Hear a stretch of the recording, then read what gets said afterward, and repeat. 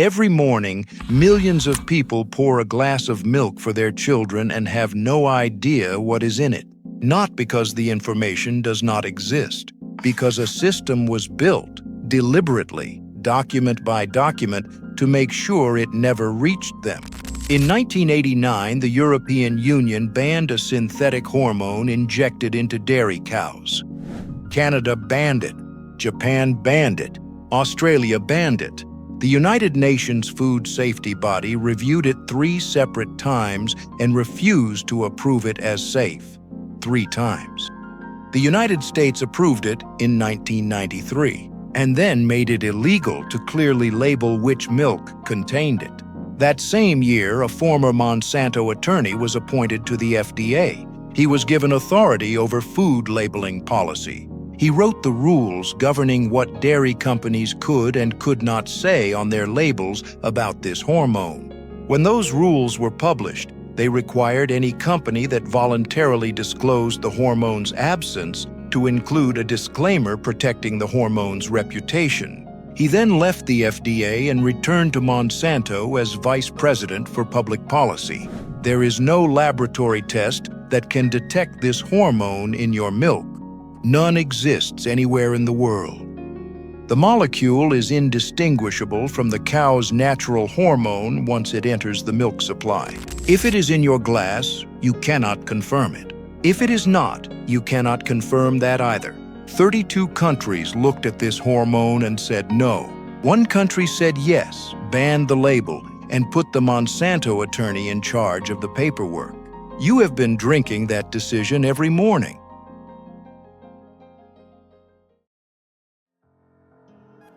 Bovine somatotropin is a protein hormone produced naturally in the pituitary gland of every dairy cow. It regulates milk production by triggering a second hormone, insulin-like growth factor 1.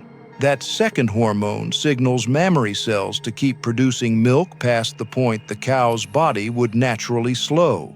The synthetic version accomplishes the same thing through injection. Milk output increases by 10 to 20% per cow. The cow's metabolism is held in a state of sustained acceleration. That acceleration has consequences the FDA documented at the moment of approval. The agency's own Freedom of Information summary, published November 1993, stated that the risk of clinical mastitis, a bacterial infection of the udder, increases by 79% overall in treated cows and by 97% in first calf heifers. Mastitis requires antibiotics. More antibiotics in livestock means greater opportunity for antibiotic-resistant bacteria to develop. The American Cancer Society has acknowledged that the increased antibiotic use associated with this hormone promotes the development of antibiotic-resistant bacteria. A 2003 meta-analysis covering multiple clinical trials found a 24% increase in the risk of clinical mastitis, a 40% reduction in fertility, and a 55% increased risk of clinical lameness in treated cows. The European Union's Scientific Committee described the effects on cows as causing severe and unnecessary pain, suffering, and distress. The FDA approved it anyway. The second consequence transfers into your glass. Milk from cows treated with the synthetic hormone contains insulin-like growth factor 1 at concentrations approximately 60% higher than milk from untreated cows. A 1998 prospective study published in The Lancet, blood samples drawn before any cancer diagnosis, the most methodologically rigorous design available, found that among premenopausal women, increasing levels of that growth factor in blood were strongly associated with increasing risk of breast cancer in a consistent dose-response relationship. The science on this remains genuinely contested. The American Cancer Society states the link is not conclusive.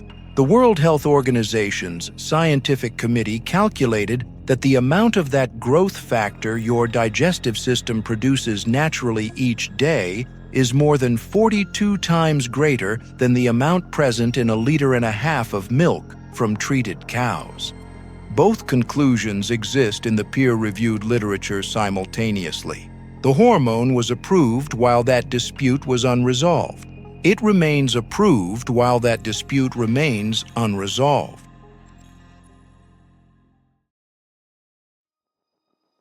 Genentech cloned and patented the gene for bovine somatotropin in 1981. Monsanto licensed that patent and began efficacy trials in 1982. The company invested $300 million over more than a decade. November 5, 1993, the FDA approved Posilac for commercial use. February 4, 1994, commercial sales began. February 1994, the FDA issued label guidelines for all dairy companies. The guidelines established that any company labeling its product as free of the synthetic hormone must include a disclaimer. No significant difference has been shown between milk from treated and untreated cows. Michael Taylor wrote those guidelines. He was the FDA's Deputy Commissioner for Policy. Well, protecting the food supply, making it safe, making it nutritious is one of the most fundamental duties of government and then, of course, of FDA. For 100 years, the public has really depended on FDA to set standards, to prevent food from being contaminated. March 1994. Taylor was publicly identified as a former attorney for Monsanto Corporation, where he had worked for 7 years. While at Monsanto, he had prepared a legal memorandum analyzing whether states could constitutionally require labeling of dairy products from hormone-treated cows. That is, he helped Monsanto understand how to legally challenge the labels competitors might use. He wrote the federal disclaimer. It emerged the following month that he had previously worked for the company whose product that disclaimer protected. After leaving the FDA, he joined Monsanto again as Vice President for Public Policy. The U.S. Government Accountability Office investigated. It found no financial conflict of interest. Margaret Miller worked as a chemical laboratory supervisor at Monsanto, where she helped assemble the safety data submitted to the FDA for the hormone's approval. In late 1990, she left Monsanto and joined the FDA as Deputy Director of the Office of New Animal Drugs. Her first regulatory work at the FDA involved evaluating the safety data she had helped prepare at Monsanto. The Government Accountability Office reviewed her role. No disqualifying conflict found. Suzanne Second served as primary reviewer for the hormone at the FDA's Office of New Animal Drugs between 1988 and 1990. Before joining the FDA, she had conducted research for several Monsanto-funded studies as a graduate student at Cornell University. Her faculty advisor was a paid Monsanto consultant and a known advocate for the hormone's approval. Government Accountability Office review. No conflict found. 3 officials, 3 prior connections to Monsanto, 3 investigations, 3 findings of no formal conflict. The approval stood. The label rules stood. The disclaimer, written by the former Monsanto attorney, is still required on every voluntary label today. Monsanto invested $300 million in this product. The approval generated a dairy hormone market worth hundreds of millions in annual sales. The label rules that protected that market were finalized 1 month before the man who wrote them was identified as a former company attorney. These are not accusations. These are dates.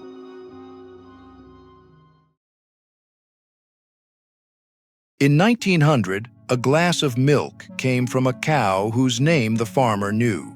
Today, a standard commercial gallon passes through automated collection systems, bulk tanker trucks, and regional processing facilities that pool milk from hundreds of farms before it reaches a bottle. No test exists that can identify recombinant bovine somatotropin in that pooled milk. The molecule is structurally similar enough to the cow's natural hormone that no laboratory instrument currently distinguishes them. If a dairy does not voluntarily label, you have no instrument of verification. You cannot commission a test. You cannot request a certificate of analysis. You can only accept the absence of information as a substitute for information. The European Union said no to this hormone in 1989 before it was commercially available in any country. Canada rejected it in 1999 after 3 Health Canada scientists testified before the Canadian Senate that they had been pressured by supervisors to approve the drug despite safety concerns they had documented. One of those scientists, Dr. Shiv Chopra, was suspended without pay after testifying. He was eventually dismissed in 2004. He fought his termination in court for 13 years. He died in January 2018, 3 months after the final ruling. Canada's milk contains no synthetic bovine growth hormone. The question was resolved before the first commercial injection was ever sold. The Codex Alimentarius Commission, the United Nations body that sets international food safety standards, has refused to approve recombinant bovine somatotropin as safe, not once, 3 times. The most recent review left the matter suspended at the final step before adoption, where it has remained since 1999. In the United States, the hormone is approved. The label is optional. The test does not exist. When Monsanto's legal strategy to suppress voluntary labels produced limited federal results, the company moved to state legislatures. Pennsylvania's Department of Agriculture issued an order requiring removal of hormone-free labels from milk. A public backlash forced the governor to rescind it. Ohio passed restrictions on label language. Indiana and Kansas introduced near-identical bills. The language in every bill was, word for word, the same. The consumer has no way to know. That is not an accident. It is 6 in the morning. The kitchen is dark except for the refrigerator light. You reach past the generic jug and close your hand around a glass bottle. The label names the farm. It names the county. It carries a certified organic seal and a producer statement. No synthetic hormones, verified by affidavit. The milk is cold. It is faintly yellow from the fat content of cows that were never metabolically driven past what their bodies were designed to sustain. You pour it slowly. There is no uncertainty in the pour. Your neighbor, 2 streets over, reaches for the store brand gallon. The label says nothing about hormones. It is not required to. The milk inside may have come from a certified hormone-free operation. It may have come from a large facility where, as recently as 2007, 42% of large dairy operations were still administering Posilac.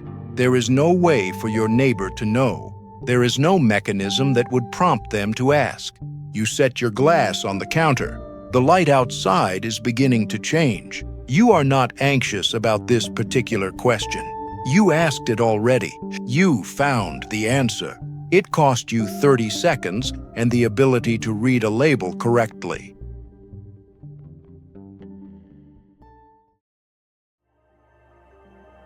The regulatory apparatus never changed its position.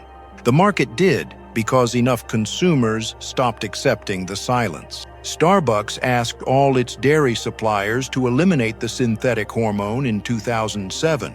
Kroger announced the same year it would complete the transition of its private label milk by February 2008. The grocery chain operates more than 2,400 supermarkets across 31 states. Walmart followed. Chipotle announced synthetic hormone-free sour cream across all its locations. By 2021, the Dairy Farmers of America, the largest dairy cooperative in the United States, representing thousands of farm families, confirmed that none of its farmer members were currently using the hormone. The decline in use was documented.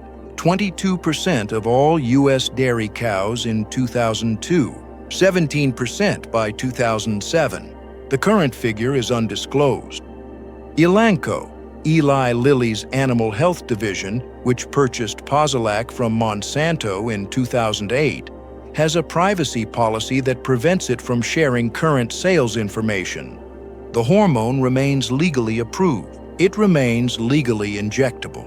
It remains legally absent from any label that does not choose to address it. The path forward requires reading 3 words on a label, but knowing which 3 words and what they actually guarantee is the part no one explains. Federal Certified Organic certification prohibits synthetic hormone use at the production level. It is not a marketing claim. It is verified by third-party certifiers accredited by the USDA National Organic Program, an independent auditing structure that requires annual farm inspections and documented records of every input used on the animal. The seal on the label is not self-reported. Someone visited that farm. Someone reviewed those records. That visit is required by federal regulation to happen every 12 months. Beyond organic, look for a voluntary producer declaration that names the farm and specifies no synthetic hormone use, accompanied by the FDA-required disclaimer. That disclaimer, the one that says no significant difference has been shown, was written by Michael Taylor. He wrote it at the FDA. He had previously worked for Monsanto. He later returned to Monsanto as Vice President for Public Policy. The disclaimer is required. The label is not. Dr. Shiv Chopra spent a career trying to make it required. He was suspended, investigated, dismissed, and spent 13 years in court. He died 3 months after the final ruling. The label is still optional. The test still does not exist. The silence is still maintained by the same structure that created it. The choice, the only one currently available, is yours.